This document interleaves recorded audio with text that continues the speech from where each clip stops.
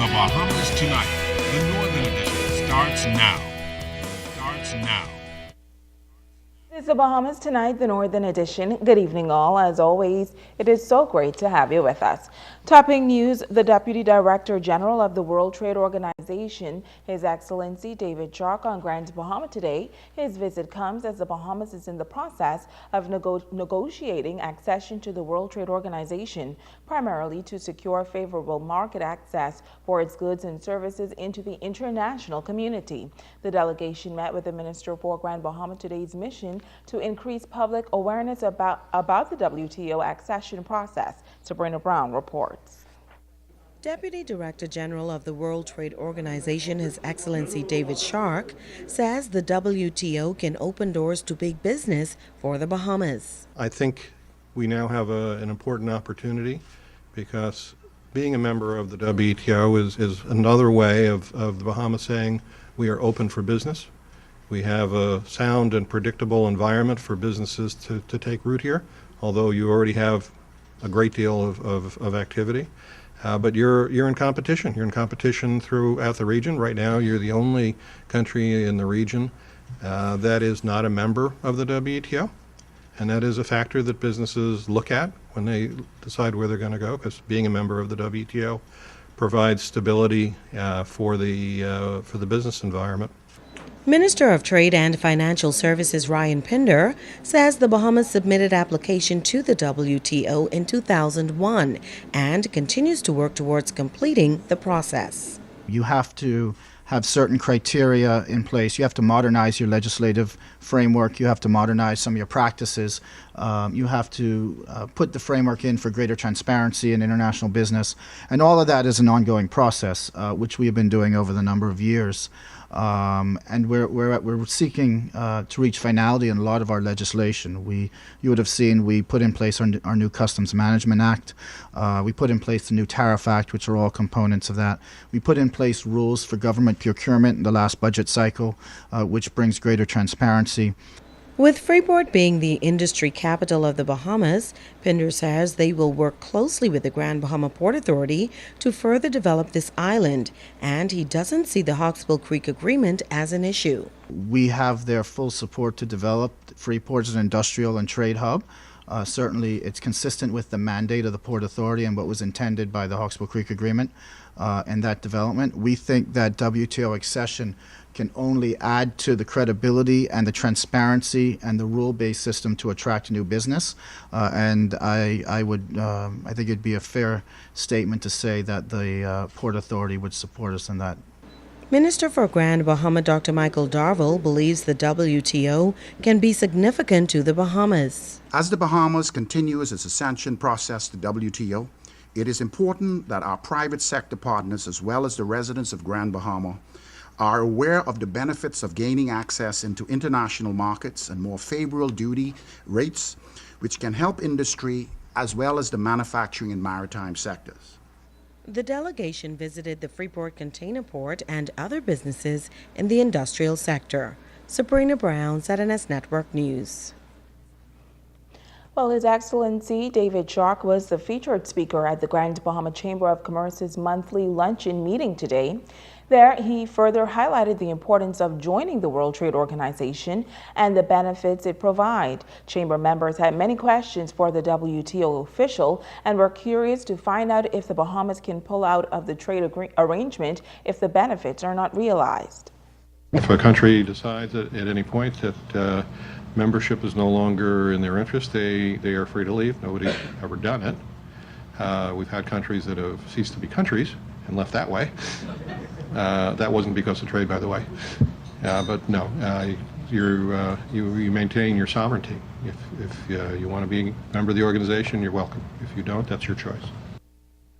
Now, the minister responsible for financial services, Ryan Pinder, talked about some of the misconceptions regarding the World Trade Organization and the movement of labor. I've heard that fear. That is a misconception.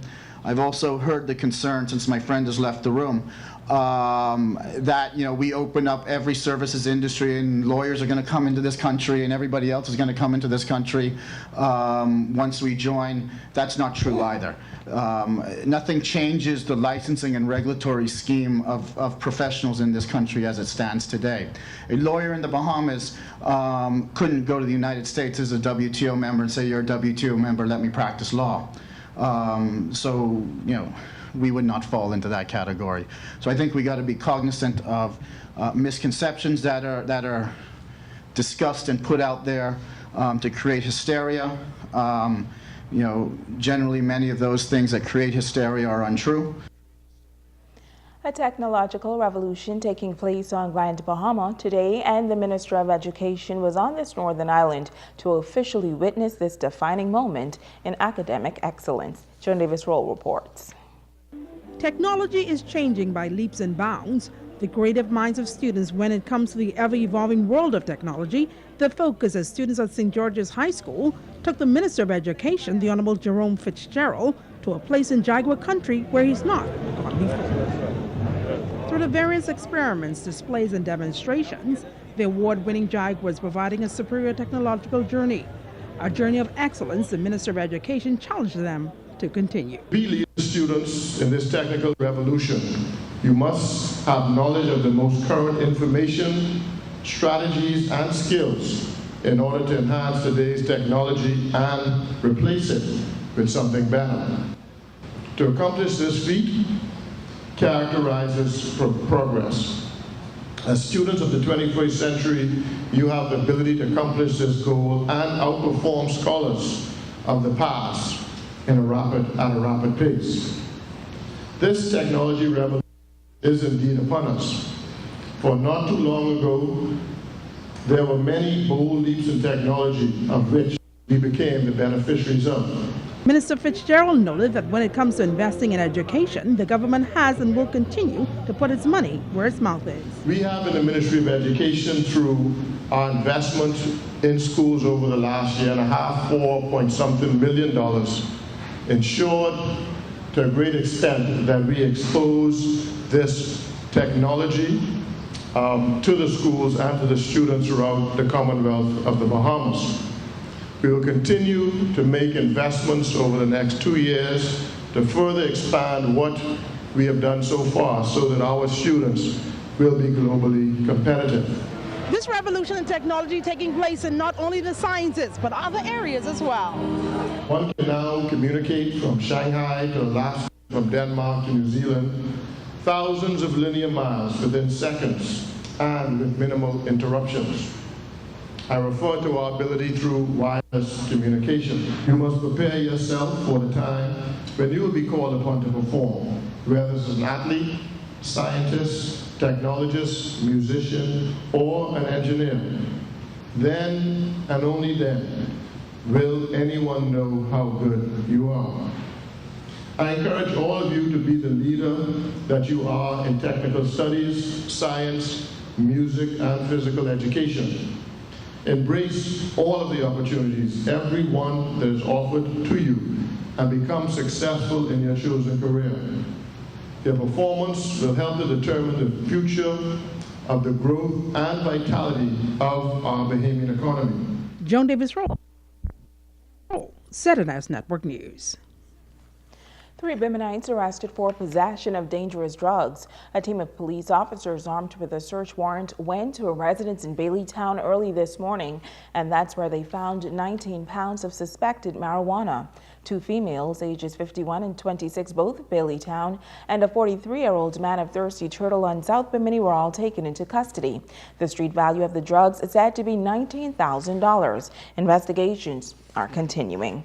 Meantime, police have intensified the manhunt for the assailants responsible for the murder of British visitor 56-year-old Edgar George Dart. The businessman who lived in Canada was killed on Wednesday morning when 3 masked intruders entered Dart's mother's house in the Emerald Bay area, an upscale community over the bridge. We are now learning more about the man who met his tragic demise here on Grand Bahama. According to the Winnipeg Press, Edgar George Dart is a member of an affluent British family and the son of a wealthy British resident, Colin Dart, who passed away in December. Dart moved to Canada 16 years ago, where he was a farmer for many years, but he sold much of his land to focus on a feed business. Dart, his 14-year-old son, and other family members from Britain were visiting his mother here on Grand Bahama when he was shot and killed. Police say following the apparent home invasion, the suspects escaped with jewelry and other valuables. Stay with us. The Bahamas Tonight, the Northern Edition continues after this.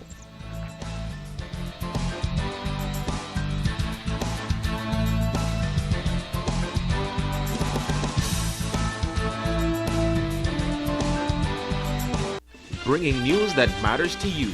You're watching the Bahamas Tonight, Northern Edition. Welcome back. Two more candidates entering the local government race in the Marcos City constituency. Incumbent Solomon Molly has teamed up with Barrington Mackey, and they believe they have the vision and plan to take local government to the next level. Molly has been involved with local government for some 3 years and believes his record speaks for itself. He is also urging the young voters to register as soon as possible and let their voices be heard. If elected, Molly says he has a number of changes he would like to implement. Old folks home, all of the old folks home in Freeport that comes under local government. I would like for them to partner with the old folks home, okay? Whether it's just to bread basket items or cutting the grass or whatever we can do to the system. If we can partner, we can do. I think that would be good for City of Freeport Council to assist in this regard. There are also problems with the Arden Forest area that I'd like to see change as far as the roadway, the infrastructure is poor. People vehicle break up. I mean, every 6 months I gotta take it to the shop. That need to be changed. Molly's running mate, Barrington Mackey, says he has also been involved in the community for a number of years. He says he has a good understanding of local government's vision and indicates one of his goals is to make the community parks more family-oriented. The parks themselves, in my opinion, aren't being used in a way to maximize on its potential as far as community building and these things. And if we look at most of the social ills going on in our country generally, most of them, the root of most of them is really the social ills that's going on. So if we could maximize the use of the parks that are in the various communities, and if the city council can step in and be more of just the maintenance organization for these parks and foster more community activities on these parks, I feel these parks would be a lot more beneficial to the communities they're in. Local government elections will be held on June 23rd. While the West Grand Bahama Local Government Council investing in the youth of the district, the council is organizing a speech competition for students who reside in that district, and in order to qualify, students must be in grades 9 through 12. The topic for the competition, Silence No More, Speak Out, I'm Empowered to Make a Difference. Councillor Corey Adderley is the coordinator. It'll be a healthy competition, a wholesome competition in that we want the students to become aware of the social and moral issues that they are facing today. Things such as gang violence in schools, peer pressure, STDs, AIDS, homosexuality, lesbianism, just basic issues that we are plagued with in our society. We want this to use this as a platform for students to let their voices be heard. And which better way to do that than to have a student speech competition. The first round of the competition will be held on April 27th, and the finals will be held on May 11th at Mary Magdalene Church in West End. But as a prelude to the competition, a speech training workshop will be held this coming Saturday. I would also take this opportunity to thank the Ginn Foundation, who came forward. And I just got an email this morning verifying that they have decided to contribute that 1,000 cash prizes to the students. So the township, the council itself will be picking up the cost of the laptop, a floating trophy, and certificates for all the students that are participating in this event. We would have already sent out letters to the various churches in the West Grand Bahama district and other persons of influence to inform them of this particular event. Tonight we bring you a story of survival. A Grand Bahama man who confounded doctors on 2 separate occasions as he stared death in the face. Now he's on a mission to be an inspiration to many. Joan Davis-Roll has this special report.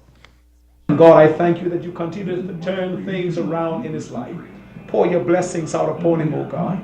Use this Prayers testimony, of O praise, God, thanksgiving, to and be a blessing victory to coming many after Grand others. Bahama They man have defies faith the and odds, trust not once, in the but Almighty twice. God. And now, after 2 brushes with death, survives to tell the story. The first miracle, Charles Bodie says, occurred when he underwent a sensitive surgery to have a brain tumor removed in 2011. And the second miraculous event occurred in January of this year. For this local businessman, reliving the most recent life-changing moment is proof that he's a living miracle 2 times over. First one occurred 3 years ago in 2011 when I had a 20-hour brain surgery, which was necessary because of legal blindness due to a tumor that was pressing on my optic nerves. And my sight was restored. And 2 weeks after all of that, I was able to do everything I used to do before. Then there was a second death-defying moment. Mid-January, I was found in a non-responsive state in my bedroom. And thereafter, I spent a couple of weeks at the Rand Hospital in Freeport. Then I was airlifted to Florida, where I spent another week and a half. And during the time I was there, I almost expired once when they tried to take me off life support to see if I could make it on my own. And the choices was to put a track in my neck, and I told the doctor I don't want no track. Thereafter, I spent a few days in ICU, and they retried to take me off the machine, and that worked. Thereafter, they put me in another ICU room, then they put me up on the ward. And the room they put me in was 777, where I spent the remainder of my time, which was about 3 days extra. Then I came home and I'm back to normal. Today, he's stronger and wiser. Bodie says there were times when for him it was touch and go. Bodie thanked his wife, whom he referred to as a guardian angel, and the countless family members and friends who touched their lives. He had this bit of advice for persons faced with life challenges and health-related issues. You have to live each day as if it's the last. Reach out to those that you might have hurt or might have hurt you. Ask their forgiveness and give them forgiveness. Extend the olive branch, because no one is here forever. And we sometimes take it upon ourselves to act as if we are the everything, we are the it's. You know, we have to basically be forgiving.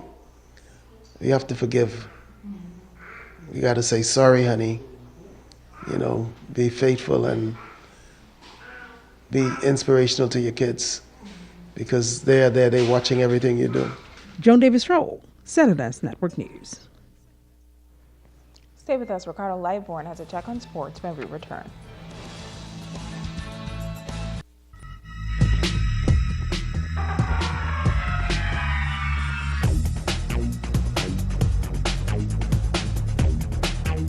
Hey everybody, and welcome to Sports with Ricardo Lightborn. Let's get cooking on a Thursday. Well, it's that time of the year to walk with the Atlantic Medical Team in the Cancer Society of the Bahamas and the Bahamas Diabetic Association walk. It's going to be a good one this coming Saturday morning. Together better, is it? And you can count Shashina out. Every step you take is a gift, and that's Atlantic Medical Fun Walk, Altogether Better. The trophies for the winners in categories A through G. Crystal Moore says this year's walk is phase 2 and will be a blast. This year we're celebrating 16 years since we've started the walk in the Bahamas overall. And so it's going to be bigger than any year before. It's 2 walk for 2 causes on 2 islands. We're celebrating it simultaneously at the same time. Our target here on Grand Bahama is for 500 people, and we're already close to that mark. In Nassau, they've already registered currently 1,500 people. So we've surpassed our target. Atlantic Medical Walk is a must participate in, with something for everyone, and knowing that you're bringing an awareness to healthy lifestyles, the Diabetic Association and Cancer Society. Everyone usually comes out to our walk walk, not just because it's the best walk in the Bahamas, because we have a lot of surprises and giveaways. So it's not just about getting a prize or a trophy at the end of the day for winning your category. It's about coming together for a common cause, trying to enlighten and advise Bahamians to live a healthier lifestyle so we can again fight these catastrophic diseases like hypertension, high blood pressure, diabetes. A simple walk can lower the risk of this. So we're just trying to get that awareness out there. And it just makes it bigger that it's 16 years. Everyone, you know, when you hear the word Sweet 16, you know, it's festive and we're going to be celebrating. It starts from our office, the Jasmine Corporate Center, down to the Lucayan Circle and back, about 3.5 miles. 6:30 a.m. sharp.